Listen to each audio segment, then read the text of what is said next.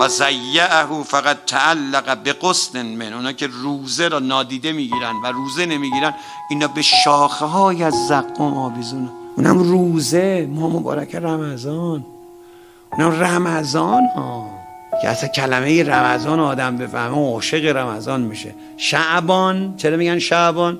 پیغمبر به خاطر که شعبه شعبه به برکت این ماه جهنمیا وارد بهشت میشن و خدا میبخشدش. بعد فهمود میدونید چرا رمضان رو خدا ماه خودش رو گذاشته رمضان؟ چون رمضان فرقش با حرقه اینه، یه وقت یه مثلا چیزی رو نمیدونم، یه دستمال کاغذی رو، یه جعبه یه چوبی رو، یه چیزی رو میسوزونن یه جا، خب بعد این تل خاکستر میشه میسوزه، بعد هر کی میاد رد بشه میفهمه اینجا یه چیزی، بگو حالا چی بوده معلوم نیست، خاکستر شده معلوم، اما خاکستراش هست، سیاهیایی که کف زمین مونده هست، اینا میگن حرقه.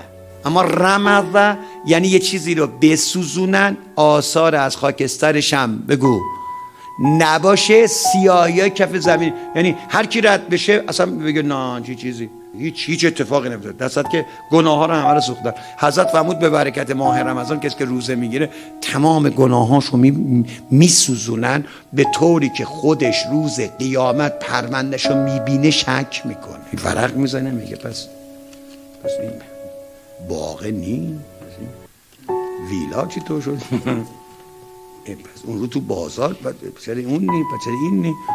میگن دنبال چی میگردی؟ میگه من فکر میکنم پرسنلی خدا این پرونده ها رو قاطی کرده، این پرونده سلمان اومده دست من، پرونده من نره دست سلمان. میگن پرونده خودته. میگه کو؟ میگن به برکت ماه مبارک میگه حرمت برای رمضان قائل شدی، گناهاتو بخشیدی.